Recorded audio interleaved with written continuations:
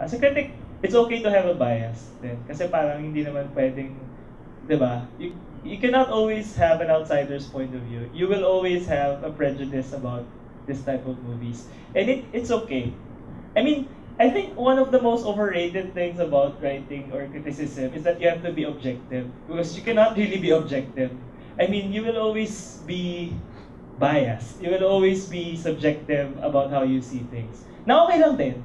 I mean, it's okay. I mean, what he said, yun nga, maganda din na objective ka, pero I think strong writing comes from being subjective. I mean, personal taste. Computer lang yung objective ngayon, siguro. Okay. Calculators. Computer mo, ano? Hindi objective. Subjective. Subjective. May feelings.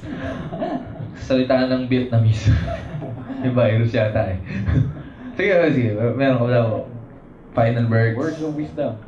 Oh, i-encourage mo sila. Inspiring, maging filmmaker, maging critic, mag-enjoy ng pelikula, or maging pretentious na, kunyari, naintindihan nila Okay. yung mga tropo. Okay lang yung pretentious. Doon naman tayo nagsisimula lahat. Diba mo, pretentious dati. Oo, hanggang ngayon, pretentious ako. Sell out talaga ako eh. Ano ba?